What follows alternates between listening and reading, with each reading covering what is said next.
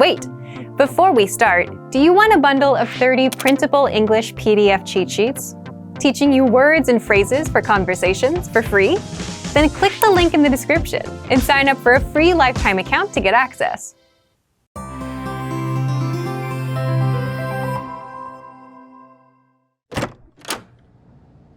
Phew, I'm home. Hey, you're finally back. I let myself in with the spare key you gave me. I hope that's okay. Of course, I'm just glad to see you. The hospital was crazy today.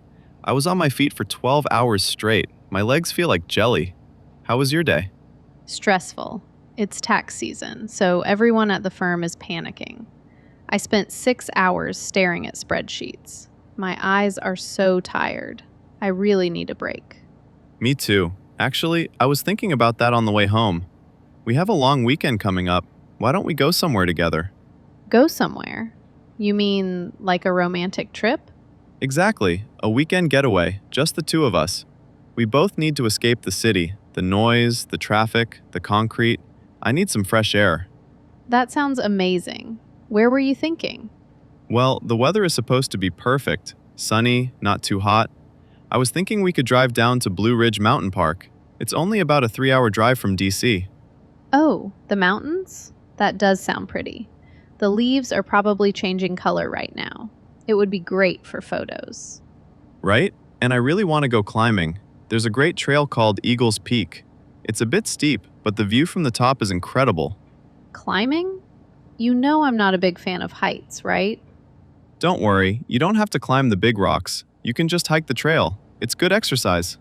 I guess, as long as I can bring my headphones. Walking in nature with good music sounds nice. So, where should we stay? That's the best part. I found this great spot near the river. We can pitch a tent, build a fire, and sleep under the stars. Wait, you want us to camp? Yeah, camping is the best way to disconnect. No Wi-Fi, no screens, just you and me in nature. I have a big tent. It's plenty of space for 2 people. Steve, look at me.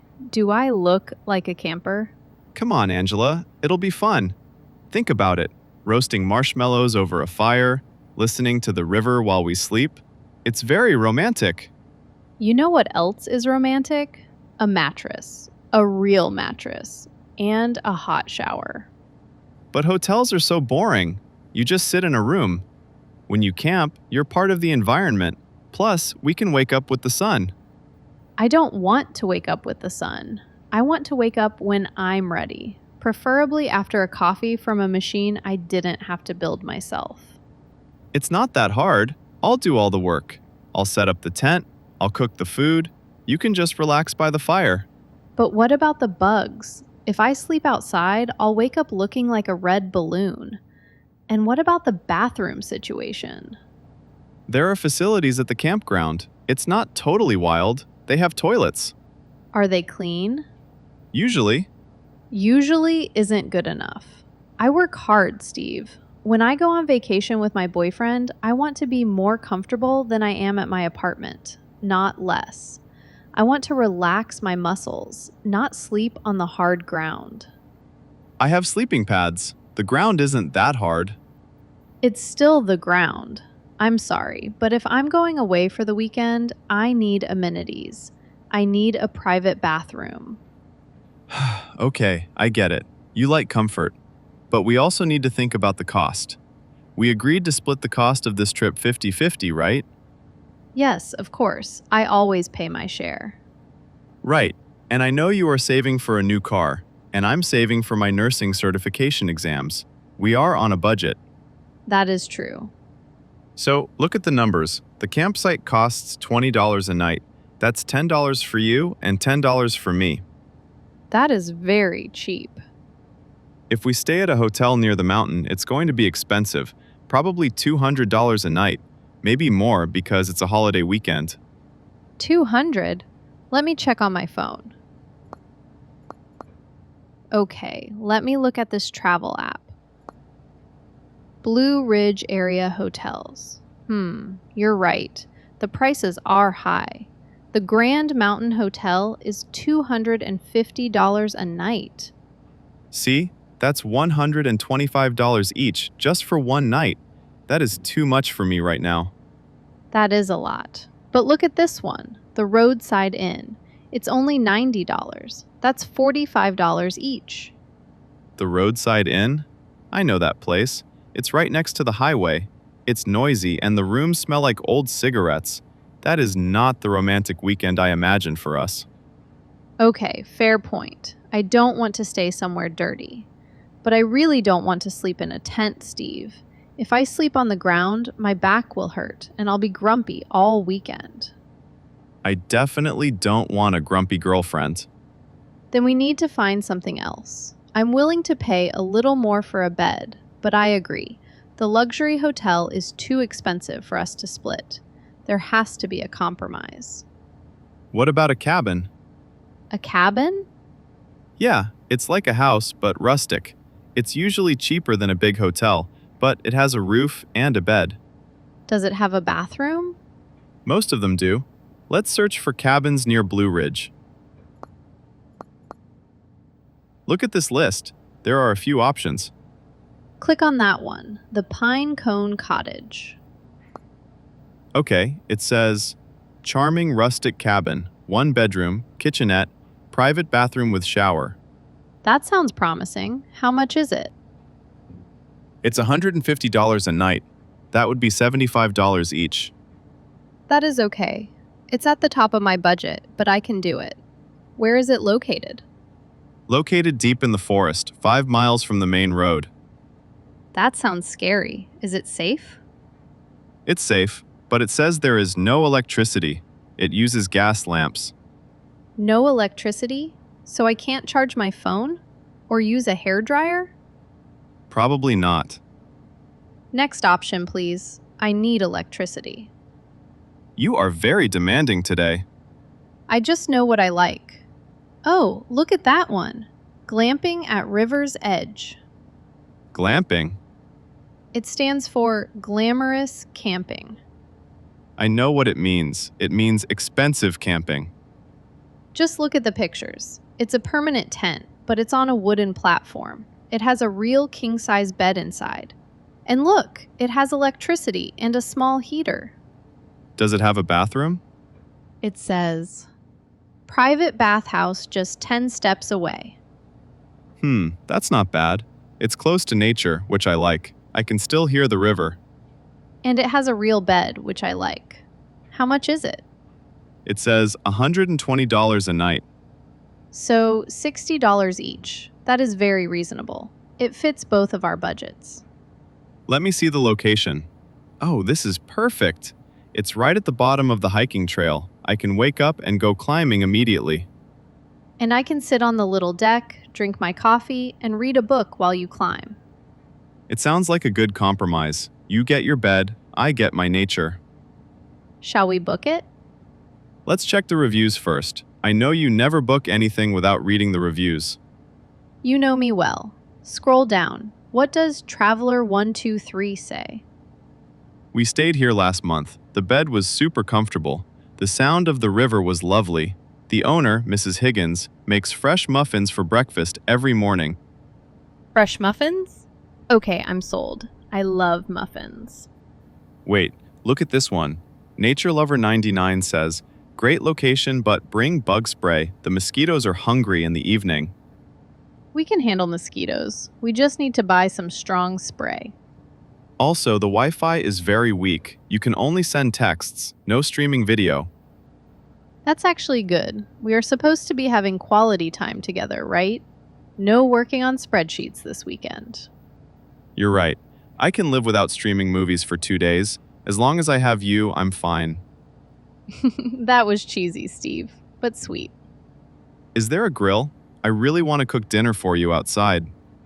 Let me check the amenities list. Yes. Each unit has a private fire pit and a charcoal grill. Perfect. I will make my famous burgers. And I will bring the marshmallows for s'mores. Deal. So, if we book this, we should plan our schedule. We only have Saturday and Sunday. We should drive up on Friday night, right? After work? Yeah, if we leave the apartment building at 6 p.m., we can get there by 9 p.m. We can check in and sleep. Okay, then Saturday is your activity day.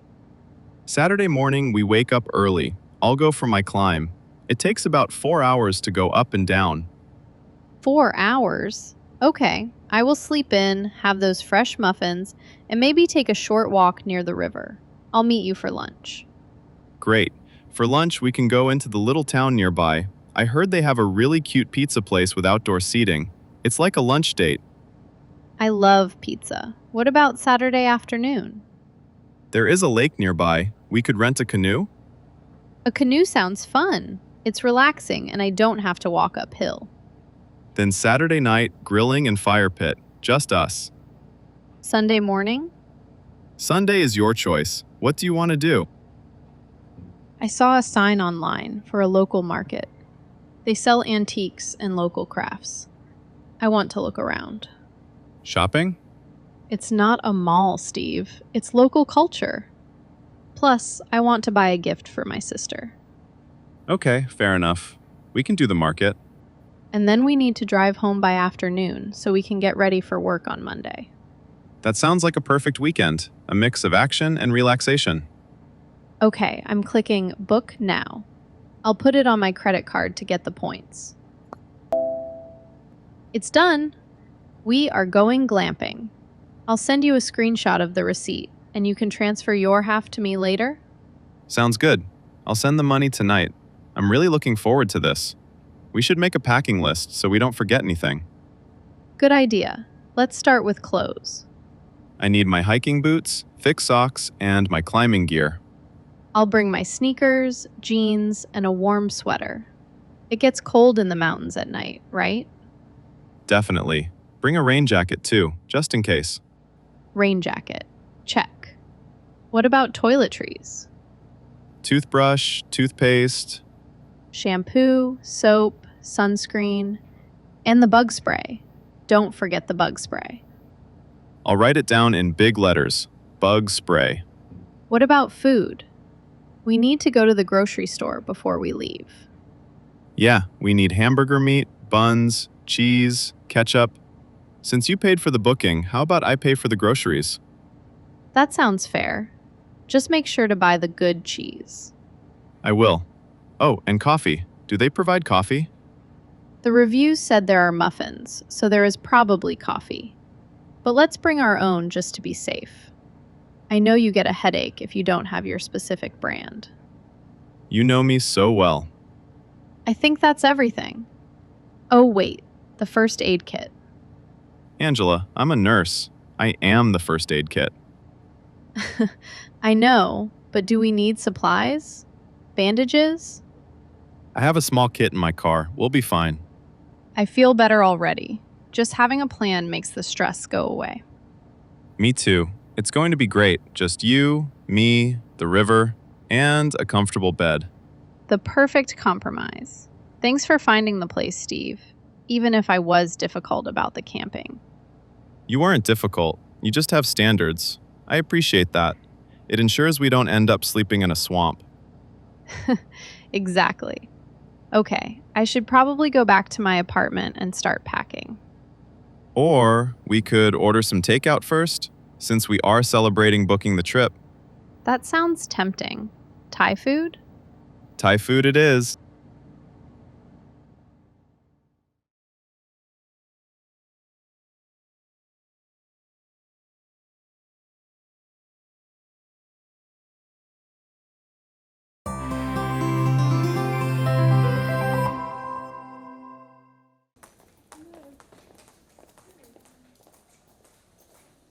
Good morning. It's a lovely Saturday, isn't it? Oh, hi. Yeah, it's fine. Good morning. You're up early. Usually I don't see you until the afternoon. Are you heading out to take some photos? No photos today. Just running an errand to the store. Oh, really? I need to go to the store later too. I need to buy some yarn for my knitting. What are you looking for? Just things, basic stuff. Toothpaste, maybe some, ice. Ice? You've got a freezer in your apartment, right? Why do you need to buy ice? It's not for drinks. It's for Never mind. I've got to go. Have a good day. Ouch. Wait a minute. You're holding your left hand against your chest. You look like you're in pain. I'm fine, really. It's just a scratch. I'm a nurse, remember? I know the difference between a scratch and pain. Let me see your hand. It's nothing. I just had a little argument with a frying pan. Mason, please, show me. If it's infected, it could be serious. Fine, but don't make a big deal about it. Oh my goodness. That's not a scratch. That's a burn. A nasty one. It looks worse than it feels. The skin's bright red, and it's starting to blister. How long ago did this happen? Maybe 20 minutes ago? I was making breakfast. 20 minutes? And you didn't put it in cold water? Why is it shiny? Did you put grease on it? It's butter. My grandmother always said, if you burn your hand, put a stick of butter on it. It stops the pain. No. That's a terrible idea. It is? Yes. Butter holds the heat inside the skin. It makes the burn deeper. We need to wash that off immediately. Come on, let's go back to your apartment. I really don't want to trouble you. I was just going to the pharmacy to get some bandages. You can't put a bandage on top of butter. We need to clean it properly. I'm not asking, I'm telling you, as a medical professional. Okay, you win.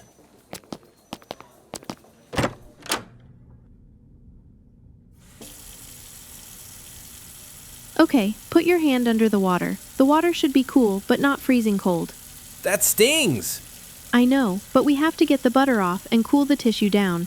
Keep it there. Don't move. How long do I have to stand here? I've got a lot to do today. At least 10 to 15 minutes. We need to stop the cooking process in your skin. Cooking process? That sounds disgusting.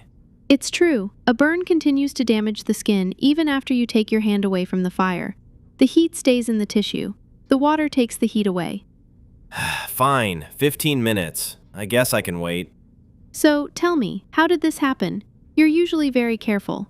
You worked in Antarctica. That's a dangerous place. Well, it's a funny story. I was trying to cook something fancy. Fancy? Like what? I was trying to make a glaze. You know, sugar and butter. I was watching a cooking video online. But then, I saw a bird on the balcony railing. A bird? Yes, it was a peregrine falcon. I'm sure of it. They're very rare in the city.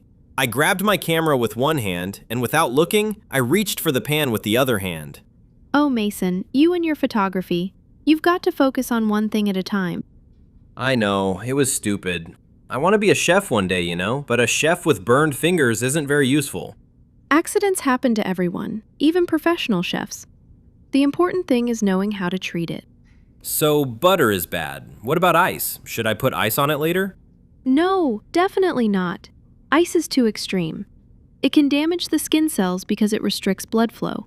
Just cool water and then a clean bandage. It's strange. All the things I learned as a kid, they're wrong.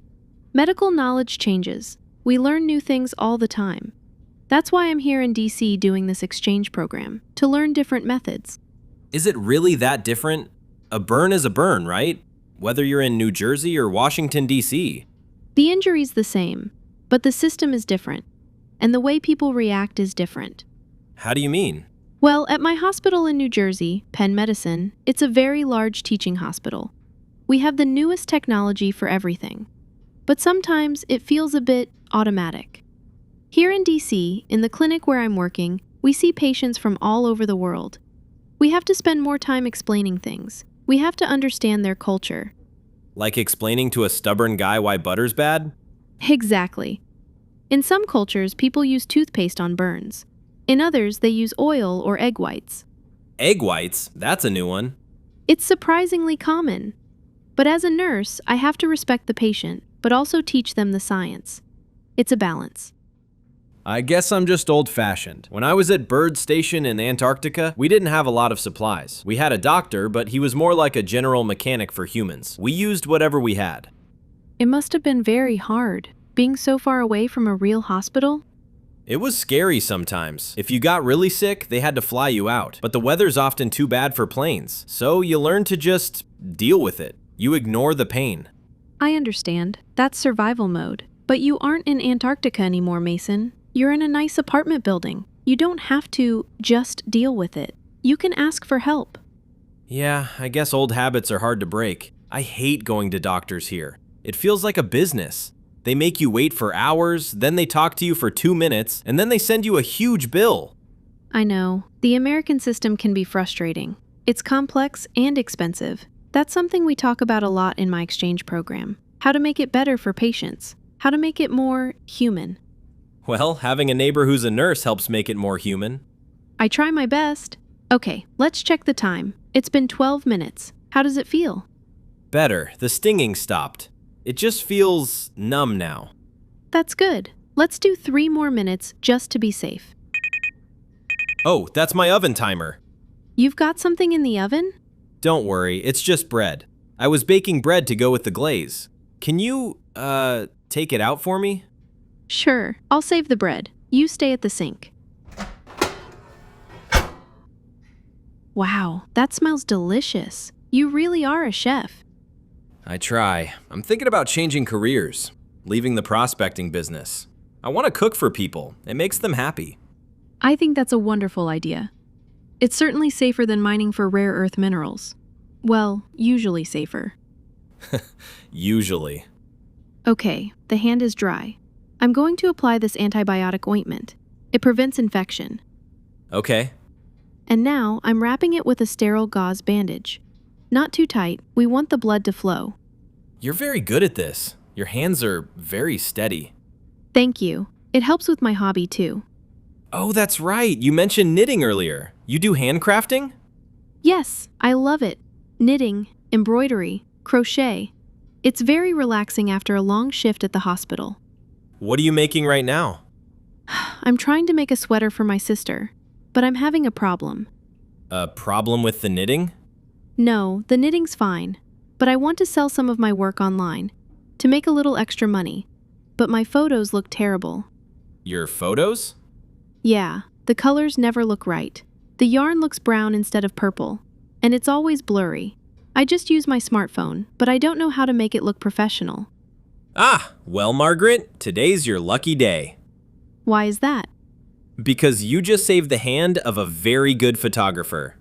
That's right. You've got that big camera. I can help you. It's probably a lighting issue. People usually take photos indoors with yellow light bulbs. That messes up the colors. You need natural light. Natural light? Like outside? Or near a big window. And you need a stable surface. No shaking hands. I see. Tell you what, since I can't cook or work for a few days, why don't you bring your crafts down here this weekend? I can set up a little studio in my living room. I'll take some high-quality photos for your online shop. Really? You'd do that for me? Of course! It's the Neighbor Exchange Program. You trade medical care for photography services. That sounds like a fair deal. I accept. So, what do I need to do now? Keep it clean. Don't get it wet for 24 hours. When you shower, put a plastic bag over it. Ugh, a plastic bag? I'll look ridiculous. Do you want an infection? No. Then use the bag. And take some ibuprofen if it starts to throb. But I think you'll be fine. It's a 2nd-degree burn, but it's small. Thanks, Margaret, really. I was being stubborn earlier. I appreciate you stopping me. That's what neighbors are for. And maybe next time you want to watch a bird, turn off the stove first? Deal. Okay, that's great. Now just move the scarf a little to the left. Yes, I want to catch the texture of the wool. How does it look? Beautiful. The light from the window is perfect today. Okay, one more. Smile. All right, I think we've got some great shots. Can I see? Here, look at this one. Wow, Mason, that looks amazing. The purple's so vibrant. It looks like something from a magazine. See? It's all about the white balance. And look at you. You're using your left hand to adjust the lens. Yeah, it's healing really well. Let me take a quick look. Go ahead. The blister's gone down. The skin's pink, but it's healthy. No sign of infection. I followed your orders. Kept it dry, changed the bandage, no butter. Good boy. See? Modern medicine works better than Grandma's myths. You were right. If I'd used butter, it probably would be a mess right now. I'm glad you're okay. And I'm so happy about these photos. My sister's going to be so impressed. You know, this was fun. I haven't done product photography before. Usually I just take pictures of landscapes or rare birds. You're talented. If the chef thing doesn't work out, you can definitely be a photographer. Actually, I have some news. What? I made that bread again yesterday, and I took some to the family on the 3rd floor. You know, the one with the 2 daughters? Ah, yes. The older daughter? The one you like? Yeah, well, she loved the bread, and we're going to have dinner tomorrow. I'm cooking. Mason, that's fantastic. A date. Yeah, I'm a little nervous, but at least I can use both hands to cook now. Just promise me one thing. What? If you see a bird outside the window, ignore it. I promise. I'll close the blinds. Well, I should let you get ready for your big date. I'll take these samples back upstairs. Thank you so much for the photos. Thank you for the medical care. Anytime. Just try not to need me again too soon. I'll try my best. Bye, Margaret. Bye, Mason. Okay, dinner tomorrow. Menu, salad, cold soup, nothing hot. Definitely nothing hot.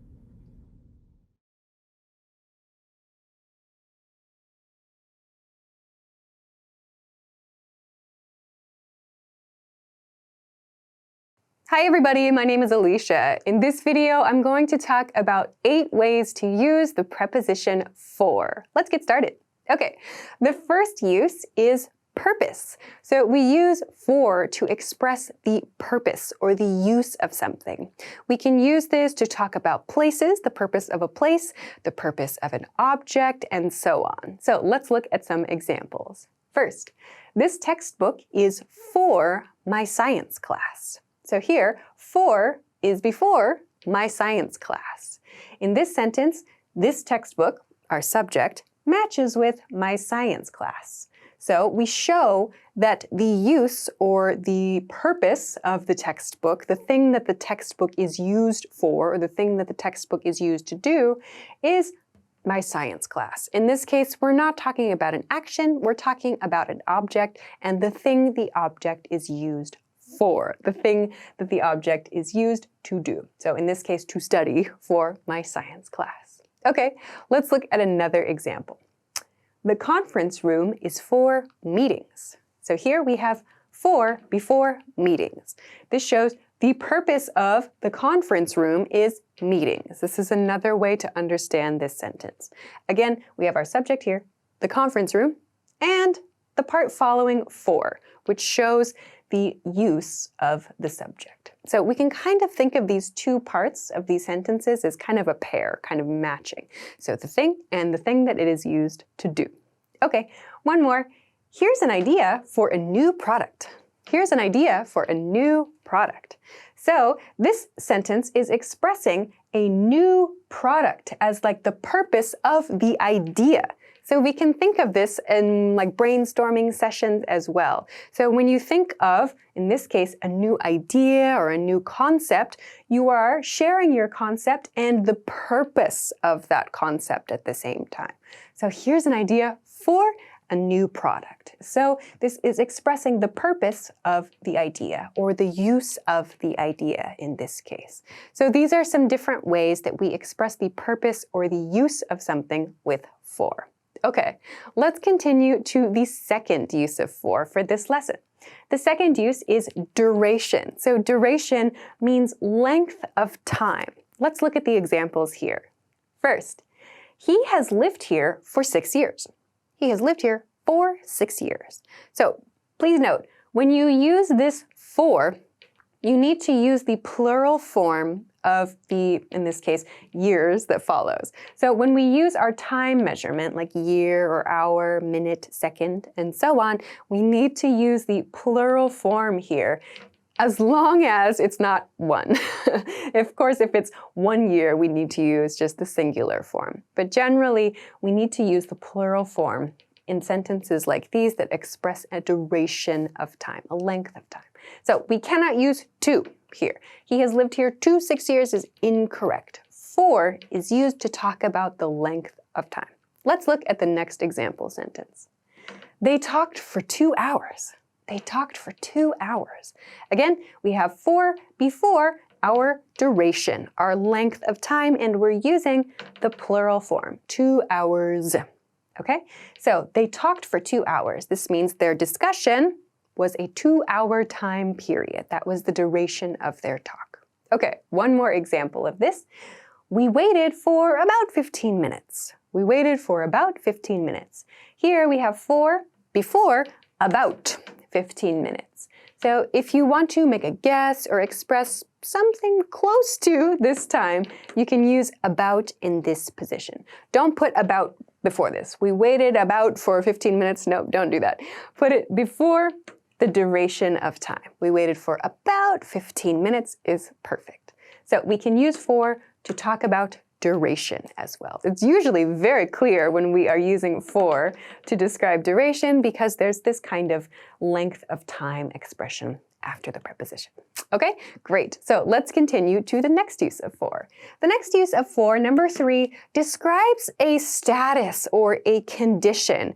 We use this for a lot when we want to express an emotion that we feel but for someone else. So sometimes we feel, happy or sad or excited about someone else's news, and we use for to express that. So let's break down these example sentences. First one, very, very common expression.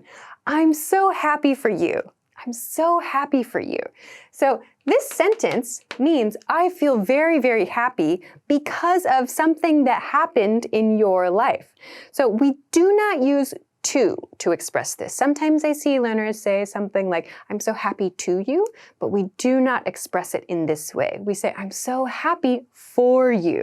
You got a new job, I'm so happy for you. So expressing with for you shows that you care about the other person's condition or status. You have this emotion and you want to express it for that other person. Use for to do that. Let's look at another example of this. This is great news for the company. This is great news for the company. So again, we have kind of this status or this condition. Something happened. This is great news for the company. So in this case, we want to express this condition is true for this organization in this case. So maybe the CEO says this is great news for the company.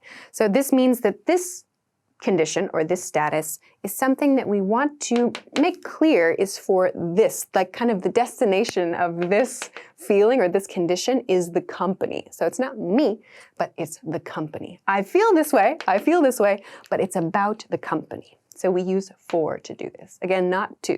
This is great news for the company. Okay, one more example of this. The lecture was hard for the students to understand. The lecture was hard for the students to understand. So in this situation, here is kind of the status or the condition, maybe the opinion in this case. The lecture was hard. And here we have for the students. So that means in this case, maybe the lecture was not hard for the professor, or the lecture was not hard for the teacher. But we want to, again, show this condition should be applied to this group, in this case, the students. The lecture was hard for the students to understand. Maybe the lecture was easy for another professor to understand, but we want to focus on this group here. We use for to do that. The lecture was hard for the students to understand. So again, this use, number 3, to express a status or condition is something that we do when we want to express an opinion or a condition or an emotion, and we want to be specific about the person or the organization or the group of people that we want to apply that emotion to or that condition to. Okay, so with that in mind, let's continue on to number 4. We're going to change the feel a lot with number 4. Number 4 is Old-fashioned because. So yes, this is an old-fashioned use, and we don't use this so much in everyday communication. However, you may see this and you may hear this in media and in stories. It is still used, especially in older stories that are still very, very famous stories. So let's take a look at some examples and see how this is used. So, first one is a sad one, but he remembers that day, for it was a sad day. He remembers that day, for it was a sad day. In this sentence, we can replace for with because, and the sentence stays the same. He remembers that day because it was a sad day. Okay, so here, for 100% replaces because, but the difference is that this sentence sounds much more old-fashioned. We would not say this sentence in everyday communication now unless we want to express a kind of old-fashioned or maybe very dramatic feel. So this is 100% the same meaning, but just sounds older. Let's look at another example. They walked home quickly, for the night was cold and dark. So here we have, they walked home quickly, for the night was cold and dark. Again, we can just replace for with because, and the sentence is the same. They walked home quickly because the night was cold and dark. This is a much more natural sentence in today's modern English, but using for here makes it sound older, much older. Okay, last example. She went into the town, for she had many errands to attend to. She went into the town, for she had many errands to attend to. Again, exactly the same as because. She went into the town because she had many errands to attend to. So I wanted to include this because even though we don't use it so much in everyday communication now, we do still see this from time to time, and you might think, for? Is this about purpose here? And this expresses the same meaning as because. So if you like watching old movies, you might hear this expression quite often, so keep an ear out for it. And of course, if you like to read old books, you will probably see this a lot. So that's what it means. Okay, let's continue to number 5. Number 5, I think, is a pretty easy one to understand. We use for to express the recipient of something, the person who gets something or the person who receives something. So let's look at the examples here. The boy drew a picture for his mother. The boy drew a picture for his mother. So here, for comes before his mother. She is the person who received the picture. So it's like saying the reason someone did something is for giving it to this person or in order to give it to this person. We describe the recipient with for, or we preface the recipient with for. Next example, I bought this coffee for you. I bought this coffee for you. So again, we have for before the person receiving. So in this case, the coffee. Oh, I bought this coffee. Okay, great. For you. So we can do this to express who is receiving something. One more. Flowers for me? How nice. So we can also do this to talk about ourselves when we receive something. In this case, the person receives some flowers. Flowers for me. So that's this part right here is expressing, oh my gosh, I'm the recipient of the flowers. We're expressing some surprise here with this. For me, oh my gosh, how nice. So we do use this for to express the recipients of things. This is just one way to express this giving and receiving type of pattern. Of course, there are many ways to express that someone gave something or received something. This is just one pattern you can use to talk about this giving-receiving relationship. Okay, great. Let's continue on to number 6. Number 6 is also, I think, a pretty easy one to understand quickly because it uses numbers. We use for to express prices and rates and sales and discounts, these kinds of things. So let's look at some examples. First one, I got this shirt for $20. I got this shirt for $20. For is before the price of the item. In this case, I got this shirt for $20. Another way to say this is, I bought this shirt and the price was $20. But for $20 is a very quick and short way to say it. Yeah? Okay, let's look at the next example. This is an example of a discount expression. The electronics store is having a 2-for-1 sale. The electronics store is having a 2-for-1 sale. Here is the 4 I want to focus on. This is an expression that you might see in any kind of store you can imagine, actually. A 2-for-1 sale, maybe 3-for-1, I don't know. But this means you can get 2 objects, in this case markers, in this example, 2 for the price of 1. So this means if a marker costs $1, you can get 2 markers for $1. So you can buy 2 items for the price of 1 item. We express this very quickly with 2 for 1 or 3 for 1 and so on. So this expresses the price of an item or the discount rate in this case. Okay, let's look at one more example. The hotel gave us bags for free. The hotel gave us bags for free. So when something costs $0, when something costs nothing, we express that with free, right? Something is free. When you want to talk about something you received for no money, you use for to do that. We got this for free. She got that for free. So use for to describe those things that cost nothing as well. So you can use for in this way to talk about prices, rates, sales, and so on. Okay, great. Let's move on to the last 2 points for this lesson. The last 2 points I want to talk about are kind of more grammatically focused. So it's not so much about the meaning, but rather the grammatical purpose of the preposition. So we use the preposition for with gerund. So if you don't know what a gerund is, that's when you take a verb, you take the verb and you use it in the ing form, but you use it as a noun. When we do this, we use for before that word. So what does that mean? What does that look like? Let's look at some examples. Here's one. This part of the computer is for storing data. This part of the computer is for storing data. Here we have for plus storing. Storing, so to store means to keep something, like in a computer, data in a computer. So we use this for ing pattern. You might also know the infinitive pattern, something, something, something to verb. That's a very common thing that we maybe run into questions about. Should I use the infinitive form? Should I use the gerund form? And one error I sometimes see is learners try to mix the two. They say like, for store data or to storing data, something like that. So the rule is please use for with gerund. So don't try to mix like for store or to storing, something like that. Make sure when you're using the gerund form here, you precede it with for. Let's look at another example. A sharp knife is important for cutting vegetables. A sharp knife is important for cutting vegetables. So here is my gerund for cutting vegetables. And we have for before this, okay? So a sharp knife is important for cutting vegetables. So another point that I want to make is that we can sometimes use either the gerund form or the infinitive form.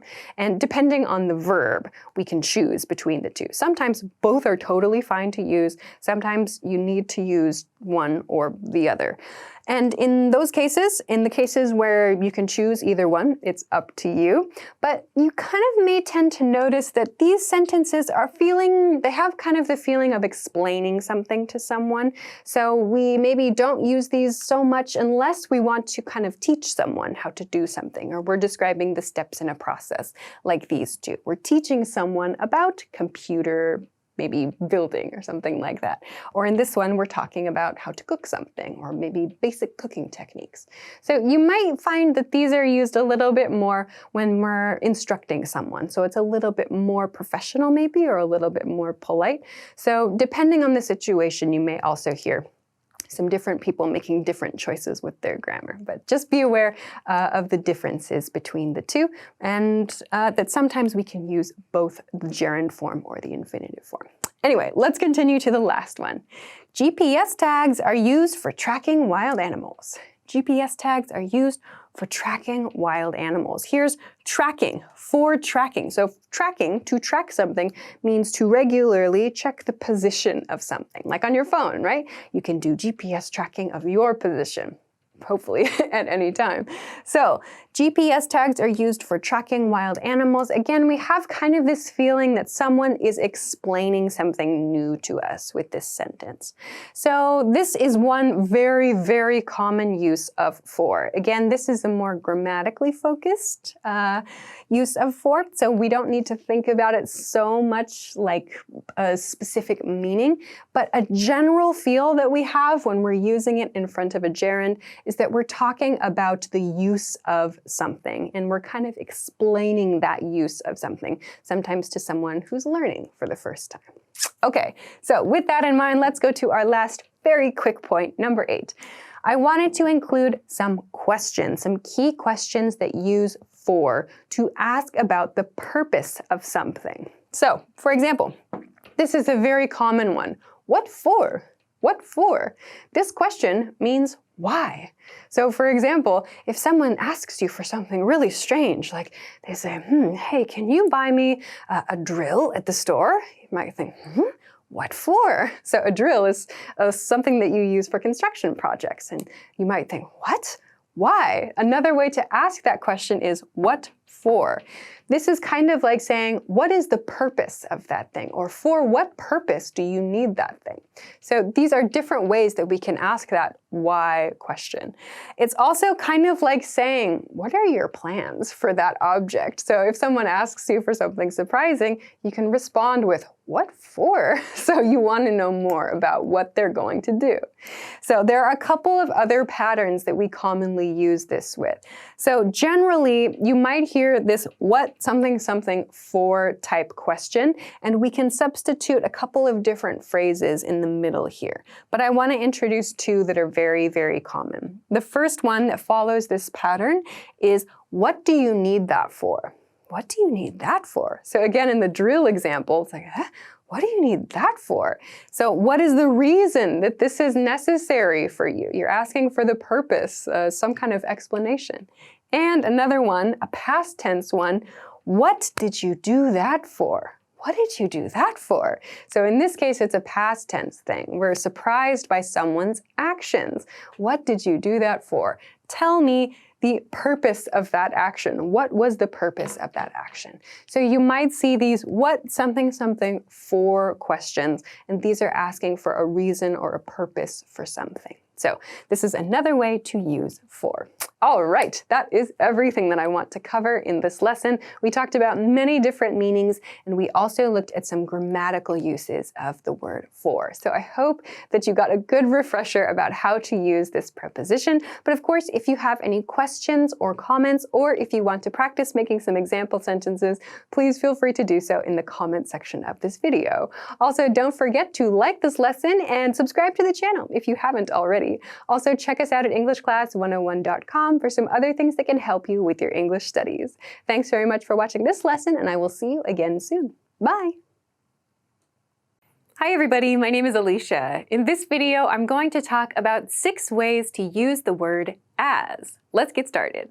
Okay, the first use I want to talk about is to show the role or the purpose of someone or something. We often use this as before job titles or other roles in our community, in our company, or in an organization. We can also use this as to express the way we use something or the purpose of something. Let's look at some examples. First, a job example. He's been working as a salesman for about 6 years. He's been working as a salesman. So this as comes before the job title. And in this case, we have our article before salesman. He's been working as a salesman for about 6 years. So we do this to show the person's role. We do the same thing in our second example sentence. She was hired as the new creative director. She was hired as the new creative director. So in this case, we have as the new creative director. So this is the job title, creative director, and we have new to show it's a new position or a new role. We also have the here. So the shows that there's just one creative director. She was hired as the new creative director. As comes before all of this. This is one phrase expressing this new role. Okay, now let's look at this use of as to talk about a purpose. So, this room can be used as a meeting room or as a break room. This room can be used as a meeting room or as a break room. So in this case, we are talking about the purpose of a room. So a multi-purpose room. We can use this room for many different things. In this case, we can use this room as, so for the purpose of a meeting room or as a break room. So this shows the different functions or the different purposes. So we can use as in this way to express our roles, our jobs, and the ways that we use different things. Okay, so with this in mind, let's continue to use number 2, which is quite different. Use number 2 is as to mean while or to mean at the same time.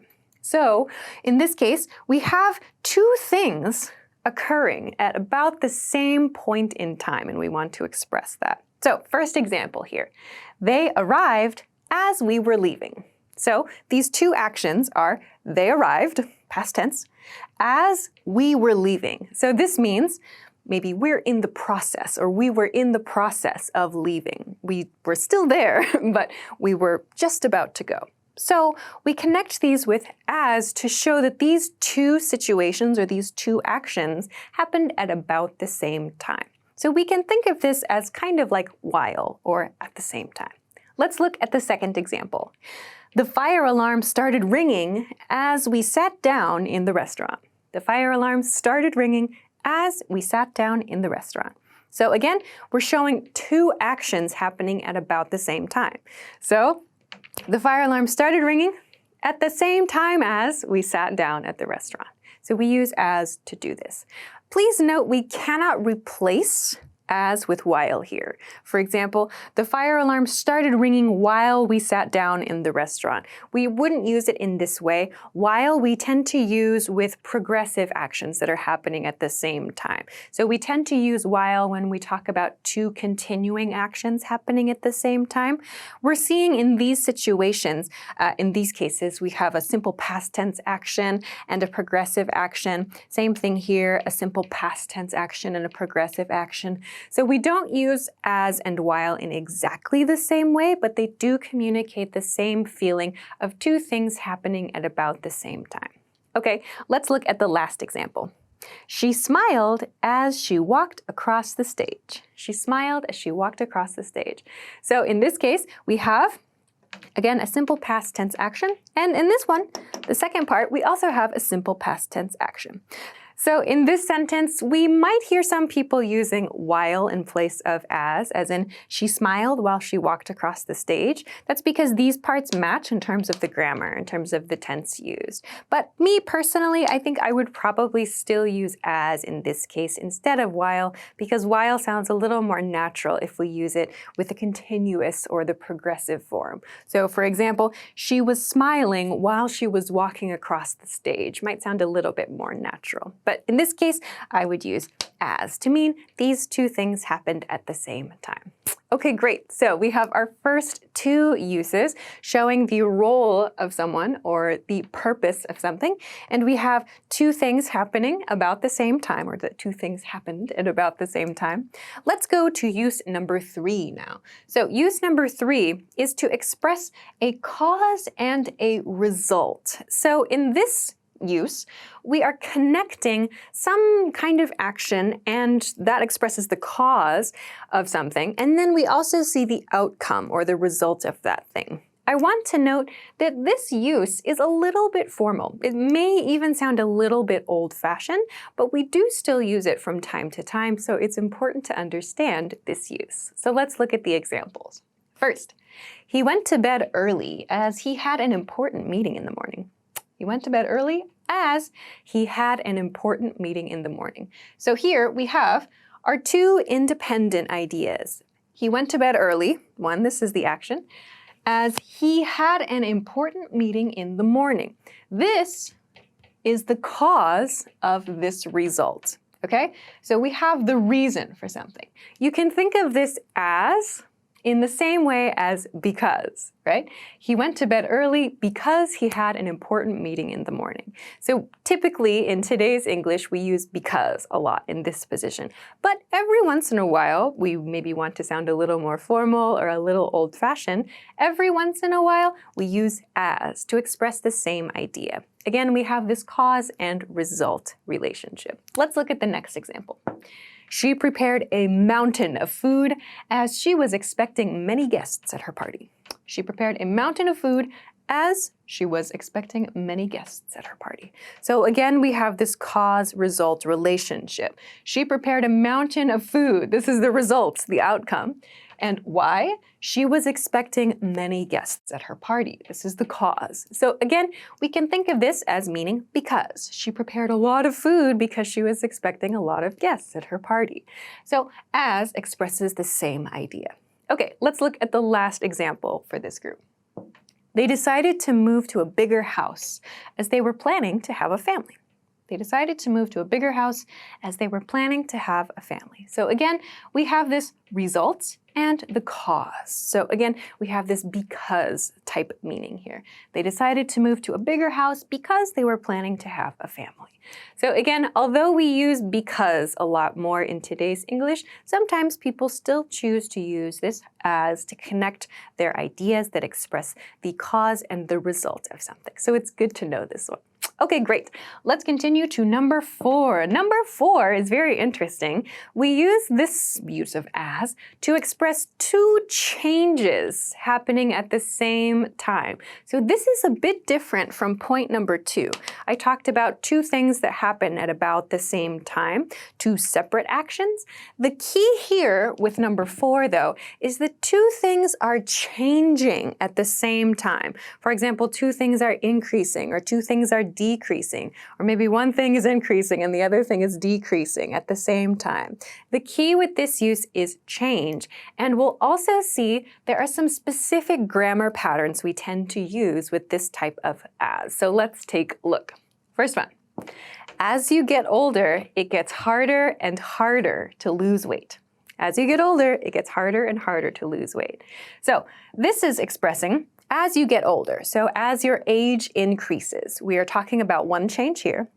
And then it gets harder and harder. So it gets more and more difficult. It becomes more and more difficult to lose weight. So the difficulty increases. So we're talking about one point, increasing in age as you get older, and the other thing, trying to lose weight or getting more and more difficult to lose weight. So we're expressing two changes happening at the same time. We also see this as something, comma, it gets comparative. This is another common pattern that we see with this type of as use. We'll see another example in number 2 here. So let's read it. The air got colder and colder as we climbed up the mountain. The air got colder and colder as we climbed up the mountain. So again, we have two things changing. One, the air gets colder and colder. So it means the air is becoming cold, right? We do this repetition for emphasis. The air got colder and colder is thing 1, changing. 2, as we climbed up the mountain. So we are going up the mountain, climbing up the mountain. These two things, these two changes are happening at the same time. We express this, we connect these ideas with and. So this sentence follows the same kind of pattern as the first one, but we can move this as section to the end of the sentence. In this case, I could say, as we climbed up the mountain, the air got colder and colder, and it's still 100% correct. It's up to you to choose which part you want to emphasize. Generally, the part at the beginning of the sentence is going to sound like it has a little bit more emphasis. So you can choose which position is best for you. Okay, let's look at one more example. As airline ticket costs increase, the number of people traveling decreases. So again, we have two things changing here. As airline ticket costs increase, as they go up, the number of people traveling decreases. So in this case, we have changes in two directions. Costs increase, travelers decrease. The number of travelers decrease. We express that these two changes are happening at the same time with this as pattern. So a good way to know that this is the one that's being used is that this as will come at the beginning of this sentence as an introductory clause, like this, as something something, comma, that's a good hint, plus this comparative form, harder and harder or colder and colder. That's one big hint that this is the changes at the same time kind of as. So keep in mind that this one, again, is used to express changes happening at the same time. The one we talked about in number 2 expresses two actions that happened sometimes in the past, or sometimes they happened or they were happening at the same time, but not just changes. So that's the key difference between 2 and 4. Okay, great. So let's continue to the last 2 points. The last 2 points are some basic grammar review points. So number 5, we use as for comparison. So this is a very basic English grammar point, but let's review it very quickly because sometimes people, I think, forget parts of these sentences. So we use as in a couple of different patterns. We use as to express that two things are equal with this pattern. So noun A is as adjective or sometimes adverb as noun B, right? So this thing is as something as noun B. Or we can also express a comparison with a negative, not as something, okay? So A is not as adjective as B, for example. So we use this as pattern to describe things that are equal and to make some comparisons. So let's review with a couple of examples. First, your house is as big as a celebrity's house. Your house is as big as a celebrity's house. So that's like saying your house is the same size as a celebrity's house. Maybe it's really big, right? So the problem sometimes we see, I think maybe learners get a little bit confused about as and than, right? So we use than a lot when we make comparisons, like your house is bigger than my house, for example. But when we want to show that two things are equal, we use this as around our adjective, no than here, okay? So use this to express that two things are equal. Noun 1, your house. Noun 2, celebrity's house. Connect them to show they are equal with as big as, okay? Great. Let's look at a couple more examples. Second, this taco shop is not as good as the one in our neighborhood. So this is a negative, right? This taco shop is not as good as the one in our neighborhood. So in this sentence, this taco shop here, not as good, lower quality than the taco shop in our neighborhood, right? We show this relationship with not as good as, okay? Again, we have as on both sides of the adjective here. We do not use than in this sentence. Okay, let's look at our last example. The weather today is not as bad as it was yesterday. The weather today is not as bad as it was yesterday. Again, this means today's weather is not as bad as it was yesterday. So another way to express this, yesterday's weather was really, really terrible. Today's is okay. So again, we're following the adjective with as here. So as on both sides. So keep in mind that this is a very common pattern for as. Okay, let's finish off this lesson with point number 6. So point number 6, I wanted to focus on this expression, as long as, because I think it's sometimes very confusing. What does this mean? Does this have to do with length? Sometimes, yes, we can use this in this pattern, actually. Like this marker is as long as that marker, which means they are of equal length. However, we have this as long as expression, which means only if. It acts as part of a conditional expression. So let's look at some examples of this. First, as long as I save money for 6 months, I'll be able to buy a car this year. As long as I save money for 6 months, I'll be able to buy a car this year. So what does this mean? As long as I save money for 6 months. So we can understand this as only if. Only if I save money for 6 months, I'll be able to buy a car this year. That means I must do this thing. I must do this thing in the as long as clause in order to make this thing possible, okay? In order to make this main clause possible. I'll be able to do this thing, okay? So we use as long as to mean only in this case, all right? So You'll notice this comes at the beginning of the sentence, at least if this clause is first. Okay, so let's take a look at another position that we see as long as used in. 2. You can go to the party as long as you finish your homework. You can go to the party as long as you finish your homework. So in this case, we have our main clause here. You can go to the party as long as, or only if, you finish your homework. So this is something a parent might say to a child, right? So again, only if you finish your homework. That's what as long as expresses here. All right, let's finish up the last example sentence. We'll arrive at the airport on time as long as there's no traffic.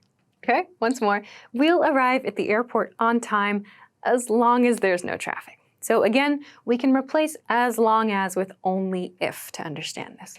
We'll arrive at the airport on time only if there's no traffic, right? Only in this situation or only if this is true, right?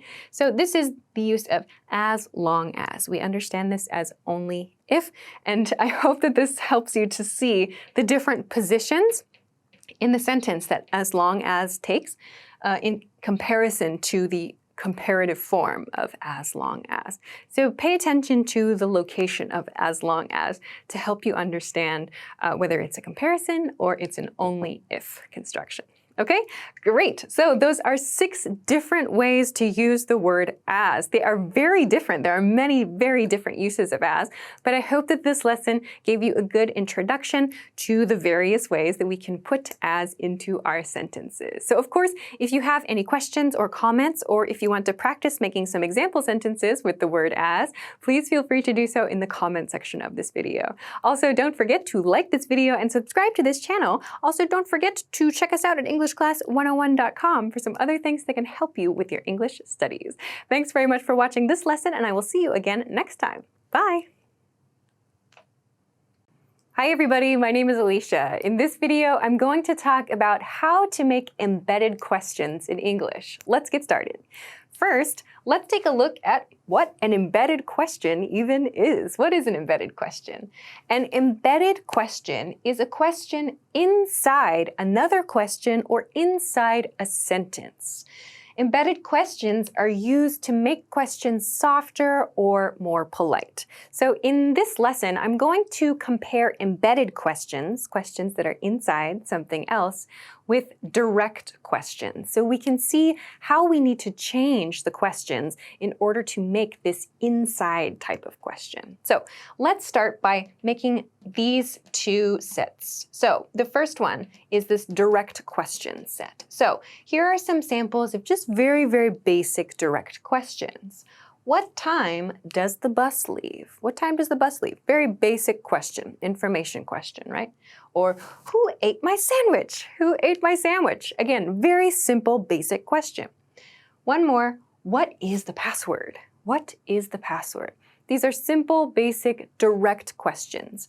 Then let's compare this to embedded questions. So let's change these direct questions and put them inside another question or another statement. And let's take a look at what happens to the questions when we do this. So the first direct question was, what time does the bus leave? In an embedded question, for example, we could say, can you tell me what time the bus leaves? Can you tell me what time the bus leaves? So you can see this question, what time the bus leaves, is different from the direct question.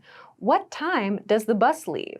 We have different word order and different words used here. We're going to talk about why this is in the middle of today's lesson. Let's look for the time being at the second example though. Who ate my sandwich in this direct form? And in the embedded form, do you know who ate my sandwich? Do you know who ate my sandwich? So here we have do you know to introduce the embedded question. And in this case, we have who ate my sandwich. No change. There's a reason for this as well. We'll talk about later. Lastly, what is the password? What is the password? In an embedded question, it might look like this.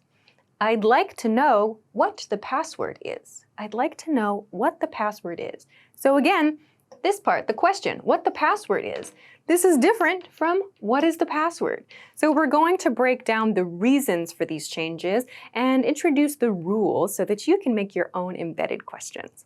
First, let's start by looking at this type of sentence. What is the past verb? This is an example of a direct question that uses the verb be. So, to be, meaning is, or are, or was, or were. When you have a question that uses the be verb, we need to follow a certain type of rule. And that is, we move the be verb after the subject when we make an embedded question. So, for example, when we saw, what is the password? We needed to change that in our embedded question, so the verb comes after the subject. This is what we see here. I'd like to know what the password is. So in this case, the verb comes after the subject, the password. This is the same rule we need to follow for other questions that use the be verb. So let's take a look at 3 more examples. First, where are the car keys? Where are the car keys? Here is my be verb. So we need to move this after the subject to create an embedded question. Here's my sample. Can you tell me where the car keys are? So here is my embedded question. I'm starting the question, can you tell me? And the basic question is here. The direct question is here with the new grammar. Can you tell me where the car keys are? So a very common mistake is learners don't move the be verb to the end or to after the subject. Can you tell me where are the car keys is incorrect. Make sure to move it to the after point, the after subject point. Okay, let's look at the next example. How long is the movie? How long is the movie? Here the be verb is. So we need to move this after the subject. Here's our sample embedded question with this grammar. Do you know how long the movie is? Do you know? Introduces the embedded question. How long the movie is. Again, we moved is from this position before the subject to this position after the subject. One more example of this. Why is the city so polluted? Why is the city so polluted? Polluted means it's filled with maybe dirt, trash, it's poor quality air, and so on. So why is the city so polluted?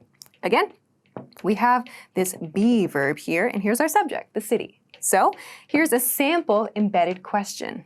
I wonder why the city is so polluted. I wonder why the city is so polluted. So please note, we don't move the be verb always to the end of the sentence. We move it after the subject, like we see here. The city is our subject, so we put it after the subject in this position. I wonder why the city is so polluted. Also, another thing that's important to note that you can see here is that although these are called embedded questions because there's a question inside something else, we don't always need to use a question mark at the end. In this case and in this case, we're asking a question, right? Can you tell me? And do you know? But this one, I wonder. It's like we're thinking about something.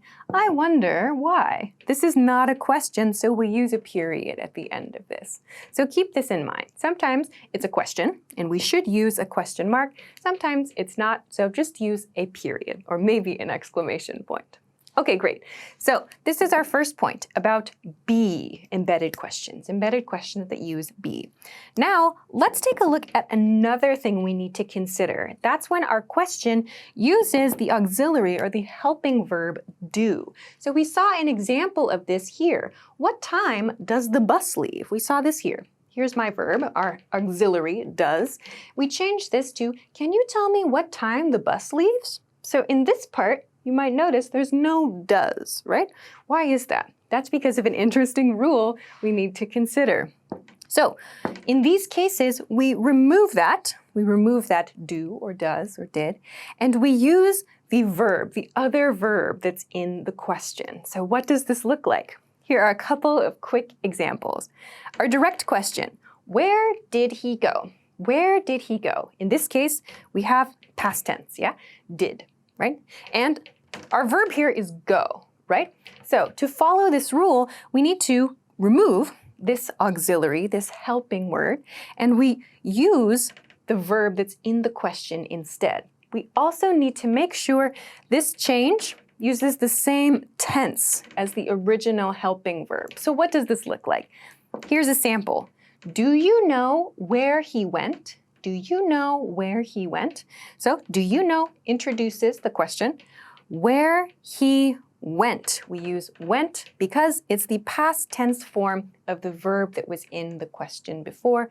We have no did here. So not, do you know where did he went? Incorrect. That's a very common type of mistake I see with learners. Do you know where he went? It's the perfect way to create this type of embedded question. Let's look at one more example. What time does she start work? What time does she start work? So again, we have does here, does, all right? So we need to remove that, and we have this start in this case. We have the verb start. So what's a sample sentence here? I'm not sure what time she starts work. I'm not sure what time, so we have this part, remains the same, what time she starts work. So we have our verb here matching the tense of the sentence. In this case, this is a present tense sentence, right? So we have the present tense verb structure applied. She starts work, right? So keep in mind, we always have to use the same tense that does is used in the original question, but we have to remove that does and use that tense for the verb that's actually in the sentence. So this one can be a little bit tricky to remember. It's kind of a special grammar point, but this is how we use the do verb rule with embedded questions. Okay, great. So one more quick point about this is if you have a question like this, who ate my sandwich? There's no be verb and there's no do verb. Lucky you, there's no change. So who ate my sandwich? A question like this that doesn't have this verb or this verb doesn't require any change. We can simply use it in the embedded question as it is. Who ate my sandwich? Can be put into the embedded question with no changes. So that's the one that's easy to remember. So be and do questions are the ones you really need to think about. Okay, great. Let's move on to the last part for this lesson. Yes or no questions. So sometimes we have questions that don't have a question word, like who, what, where, when, how long, and so on. These are simple yes or no questions. So if there is no question word in the sentence, you can create the embedded question with whether or if. So if or whether. We start the embedded question with that. So what does that look like? Let's take a look at some very simple examples. Here, are they hungry? Or was he angry? Or is this vegetarian? So none of these have a who, what, where, when, why question, right? Simple yes, no. So how do we make an embedded question with these? First one, are they hungry? Okay, here's a sample question. Let's ask if they're hungry. Let's ask if they're hungry. This is our embedded question. If they are hungry. Yeah? Okay, next one. Was he angry? Was he angry? Do you know if he was angry? Do you know if he was angry? If he was angry, okay? And the third one, is this vegetarian? So meaning, is this food vegetarian? Could you tell me, introduces the question, could you tell me if this is vegetarian? Could you tell me if this is vegetarian? Oh, yes it is, or no it isn't. So keep in mind we can use whether or if, but generally if tends to sound a little bit more casual, a little bit more commonly used in everyday conversation. You may hear people using whether in this position too. Another point to consider, you might have noticed that we changed the be verb position here as well, yeah? So for example, are they hungry becomes they are hungry. And was he angry becomes he was angry, right? So we still have to change the position of the be verb here. And we add this if or whether before the embedded question, okay? So this is another important grammar point to keep in mind. With practice, it becomes easier. And there are some embedded questions that are very, very common. For example, could you tell me where the restroom is? There are some that you will use a lot and they will become easier over time. So the very last point that I want to make is about these starting phrases here. So these starting phrases we've looked at in today's lesson. These are some examples of phrases we very commonly use to begin our embedded questions. So for example, do you know? We looked at this earlier many times. Do you know something? Or can or could you tell me? Can you tell me or could you tell me? Could will sound a little bit more polite. Let's ask, or let's find out, or let's see. We can use these as well.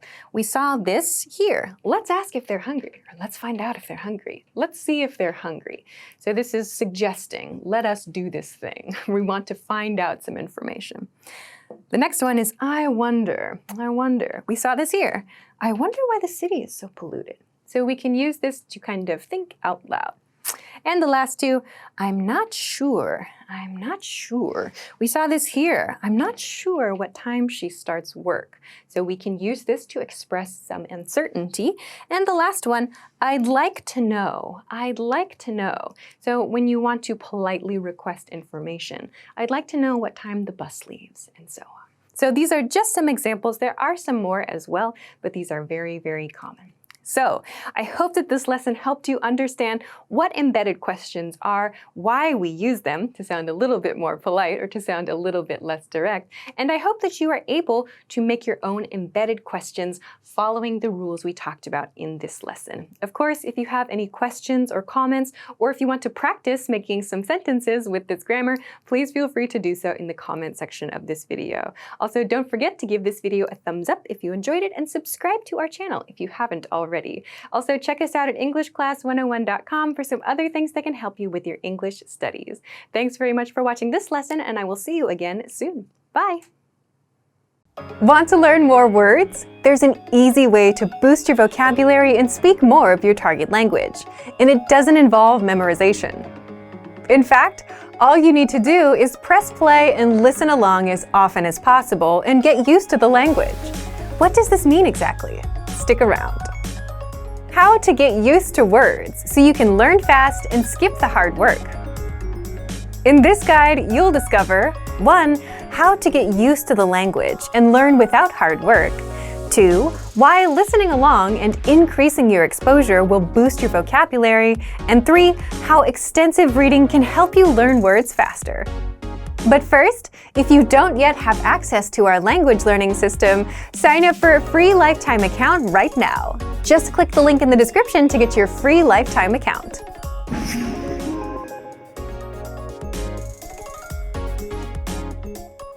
If you're learning any language, you've probably felt frustrated over the number of words, conjugations, variations, and exceptions that you need to know.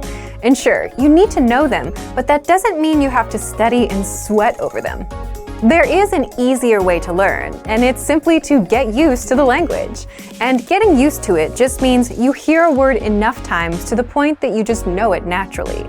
Just like you got used to riding a bike or using a brand new keyboard or smartphone. Eventually, it got easier. And this can work with the hardest words and grammar rules too. You get used to them over time and suddenly it's easy for you. So, how exactly can you get used to the language and boost your vocabulary?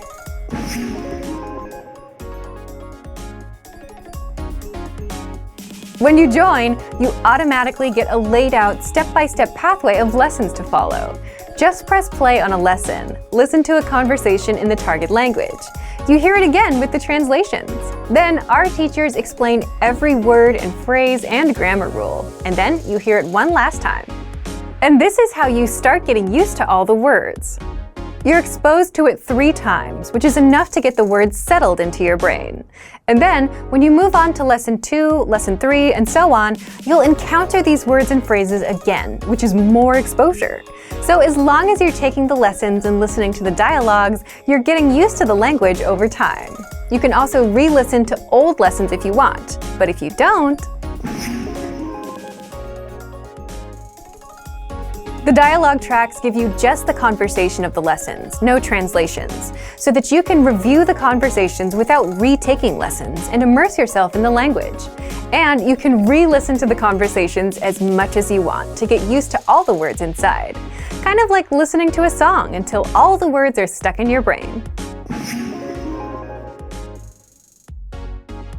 If you just want to listen to words on repeat and get used to them that way, then use our vocabulary slideshow tool, which you can find on every lesson and vocabulary list. Just press play and listen to the words on repeat until they're all stuck in your head. The slideshow plays the audio while showing you the words on the screen so that you can listen and read along. Another proven way to get used to a language and boost your vocabulary is to just read more. Like listening, reading is another form of input or exposure. But what makes extensive reading so special is extensive reading is a strategy where you read as much as possible without stopping over unknown words and continuing on. It's quantity over quality. So you're not given hard material that you'll struggle over, but stories that you'll mostly understand. In fact, our Absolute Beginner extensive reading books are simple 1 or 2 words per page books, kind of like kids' books. So look for our extensive reading pathway inside the lesson library and follow the lessons one by one. Extensive reading books are available for Absolute Beginner, Beginner, and Intermediate levels. So, if you want to get access to these learning tools and our learning system, sign up for a free lifetime account right now. Just click the link in the description to get your free lifetime account. Remember, here's what you can do to learn all of these words by heart. Drill these words with our spaced repetition flashcards, which will help cement these words into your long-term memory. Save them to the Word Bank, your personal vocabulary collection where you can print out your own study sheets, or review the words with our looped vocabulary slideshow and play it until you know all of the words. So click the link in the description right now and sign up for your free lifetime account to get these lessons and study tools. Now that you're finished with this lesson, don't forget, as a free bonus, you get over 30 conversation cheat sheets, but only if you sign up via the link in the description. You'll learn how to have flowing conversations and how to answer the most common questions. You can also print out these colorful cheat sheets to keep as physical study material. So don't miss out on this free gift. Click the link in the description and sign up for a free lifetime account to get your PDF cheat sheets.